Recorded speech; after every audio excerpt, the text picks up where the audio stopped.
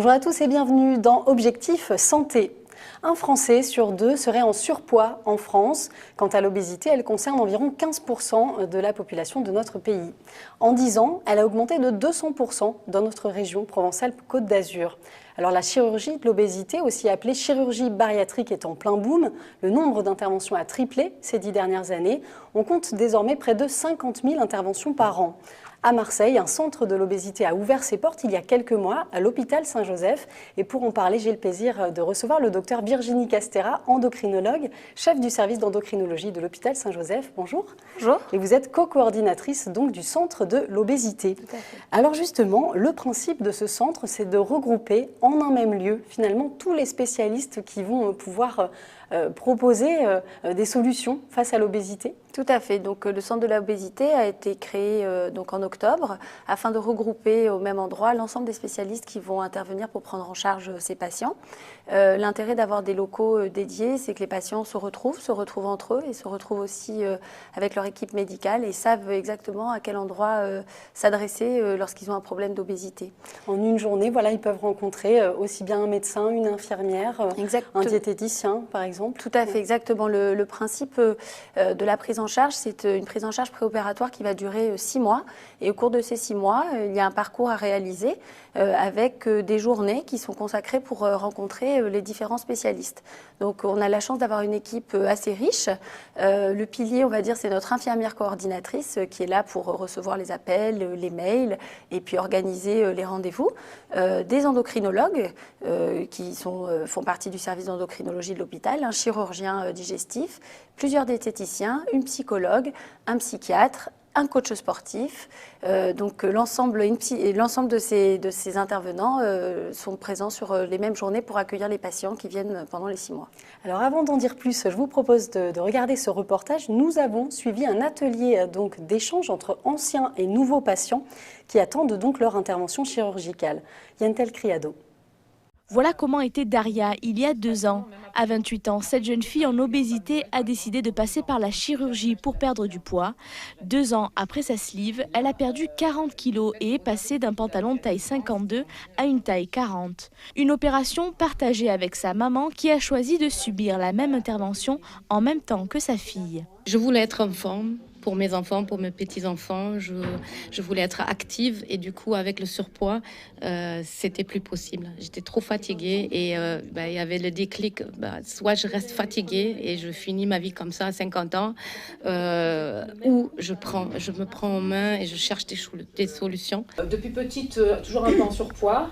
Après, dans l'adolescence, ça a monté à l'obésité. À 12 ans, 13 ans, je faisais 104 kilos à peu près. Aujourd'hui, mère et fille sont venues parler de leur expérience aux nouveaux patients de l'hôpital Saint-Joseph de Marseille. Tous sont en attente de leur opération, la sleeve ou le bypass, qui consiste à retirer une partie de l'estomac pour apporter aux patients une satiété plus précoce. Des échanges enrichissants qui rassurent et favorisent le lien social. L'équivalent d'un petit pot de bébé, on n'arrive pas à le finir, c'est surprenant. Ouais. Le regard des gens a changé. Alors c'est bien, oui, je me sens heureuse, mais en même temps, ça m'a quand même... La première année, ça m'a fait aussi du mal, dans le sens où c'est comme si avant, on ne me prenait pas au sérieux, c'est comme si j'avais pas la même valeur. Le fait de venir aujourd'hui témoigner, premièrement, ça me rappelle d'où je viens. Ça, je n'oublie pas, en fait, j'oublie pas que j'ai été obèse et que c'est un combat d'une vie, en fait. Et en même temps, je suis là pour soutenir ceux qui sont en plein dedans. À l'hôpital Saint-Joseph, un centre de l'obésité a ouvert ses portes en octobre dernier. Tous les services et les équipes médicales sont désormais centralisés et coordonnés ici. Ces ateliers mis en place dans ce centre font partie du parcours préopératoire. L'estomac, c'est comme un ballon qui pourrait se gonfler. Et en volume, c'est plutôt 80% qu'on enlève. D'accord ? Donc, c'est une grosse restriction en termes de volume. En fait, nous, on considère que l'obésité est une maladie chronique. Et comme dans toutes les maladies chroniques, il y a une prise en charge qui est très médicale ou chirurgicale, on va dire, enfin peu importe, mais on sait qu'il y a une prise en charge qu'il faut mettre en place qui est un petit peu, j'allais dire, paramédicale, entre guillemets, et on rentre dans, j'allais dire, le domaine de ce qu'on appelle l'éducation thérapeutique. Une éducation thérapeutique qui consiste à préparer les patients à ce nouveau mode de vie.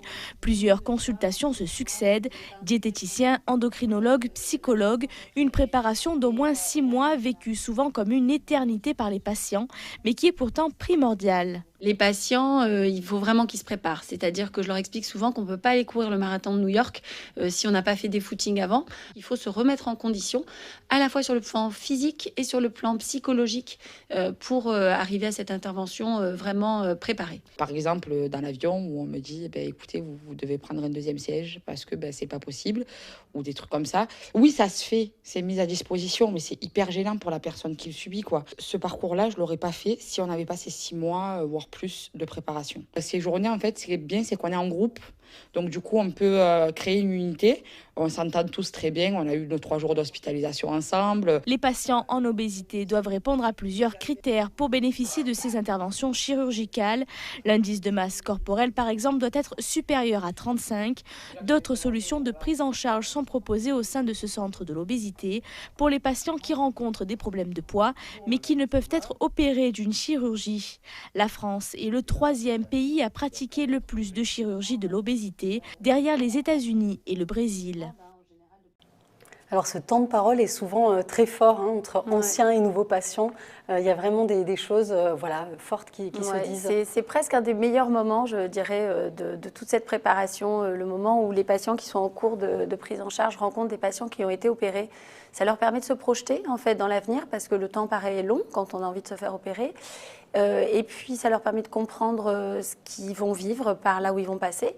Et c'est très important aussi pour les patients qui ont été opérés de revenir dans le centre pour témoigner, comme le disait à tout à fait juste titre Daria, pour se souvenir de là où on vient. C'est très important. Parce qu'il y a une forme de deuil, je me demandais, ou pas, justement, de la personne qu'on était avant. Bien sûr, il y a une période de deuil.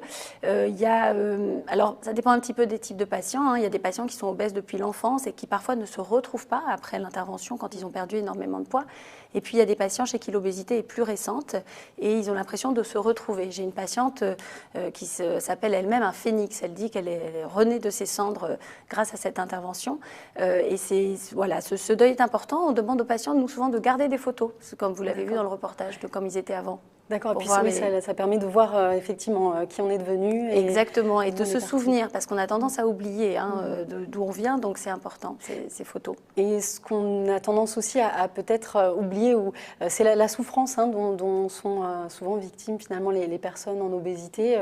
Elles peuvent parfois, elles ont beau essayer de perdre du poids, c'est pas évident parfois d'y arriver, quoi. Souvent, les patients qui arrivent donc en demande de chirurgie bariatrique, ils ont un long parcours derrière eux de régime à répétition, avec des yo-yo. Ils ont énormément de mal à perdre du poids et pour eux, c'est un peu le dernier recours. Donc, ils arrivent à ce moment-là vraiment avec une grande demande et c'est là où il faut les aider.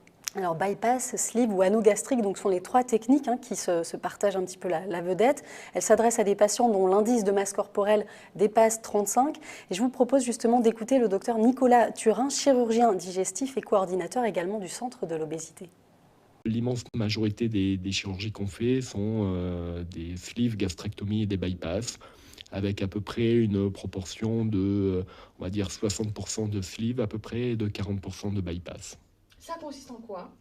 Globalement, c'est des chirurgies qui sont restrictives, c'est-à-dire qu'on va diminuer le volume de l'estomac pour essayer d'apporter une satiété plus précoce aux patients. Et c'est des chirurgies qui vont agir par des phénomènes hormonaux aussi sur la satiété, qui expliquent les très bons résultats de ces chirurgies, puisqu'il y a un côté tout à fait restrictif physique, mais il y a aussi une histoire hormonale qui aide beaucoup les patients dans la reprise d'une alimentation équilibrée. Parmi les critères, donc évidemment un critère de poids avec l'indice de masse corporelle, il y a aussi des critères d'ordre psychiatrique. Alors, les critères d'ordre psychiatrique sont plutôt des critères de contre-indication, finalement, à la chirurgie. C'est presque, d'ailleurs, je dirais, l'une des seules contre-indications en dehors des critères de poids et de maladies associées. Donc, cette opération est réservée pour les patients qui ont un IMC à plus de 35 avec une maladie associée, type diabète, hypertension, syndrome des apnées du sommeil, ou un IMC supérieur à 40. Le côté psychiatrique, en fait, c'est plutôt une contre-indication chez des patients qui auraient des troubles du comportement alimentaire majeurs ou un problème psychiatrique plus sévère de type psychose ou démence, bien évidemment, qui ne pourraient pas être en mesure de suivre ce parcours. Parce que oui, les effets sont, on le voit, assez spectaculaires de cette chirurgie. Est-ce qu'il y a quand même un risque? Parce que j'imagine qu'il y a un suivi très important des patients qui est nécessaire après, peut-être même tout au long de leur vie. Bien sûr. Alors, le risque est quand même assez faible. Pourquoi pourquoi il y a un engouement pour cette chirurgie? Parce qu'en fait, les études ont montré qu'aujourd'hui, on a plus de chances de survie en se faisant opérer qu'en n'étant pas opéré et en restant obèse. Donc c'est un petit peu ça qui détermine l'engouement pour cette chirurgie. Mais c'est vrai qu'il persiste des risques, donc un certain nombre de risques que l'on peut prévenir, comme les risques de carence qu'on suit régulièrement. Il y a aussi parfois effectivement des décompensations psychologiques ou psychiatriques, des problèmes de couple, des couples qui divorcent, la jalousie du mari, enfin c'est des choses qui peuvent arriver. Et puis des patients qui ne se retrouvent pas dans ce corps, d'où l'importance de la prise en charge psychologique et psychiatrique que nous avons dans le centre, qui permet d'accompagner les patients tout au long du changement. Oui, c'est ça, donc la personne évidemment ne coupe pas les ponts après, et puis j'imagine qu'il y a des rendez-vous qui continuent. Alors, et vous avez un suivi important. Absolument, hein, c'est très très important, ça fait d'ailleurs partie des recommandations de la HAS, de continuer ce suivi. On leur fait même, entre guillemets, signer une petite charte en leur disant qu'il faut qu'ils continuent à venir. Tout au long du suivi, nous on est là, on est présents. Ceci étant, l'un des problèmes qui est soulevé par cette chirurgie aujourd'hui en France et qui est soulevé par l'Académie nationale de médecine, c'est de dire qu'il y a trop de patients qui sont perdus de vue. Et on veut insister sur la collaboration avec les médecins traitants et les médecins généralistes pour accompagner aussi les patients par la suite, parce que c'est un suivi à vie. Un mot sur la prévention. Pour limiter l'obésité, il faut évidemment agir dès le plus jeune âge. Et oui, absolument. On insiste beaucoup, nous, sur ce point. L'hôpital Saint-Joseph est la plus grande maternité de la région PACA. On suit déjà des mamans avec des bébés in utero et on leur explique souvent que la prévention de l'obésité et du surpoids, ça commence dès qu'elles sont enceintes. Et on insiste aussi beaucoup sur la prise en charge des enfants, sur une alimentation équilibrée dès la plus jeune enfance, en favorisant également l'activité physique pour eux. Et donc, c'est vraiment un accompagnement de toute la vie.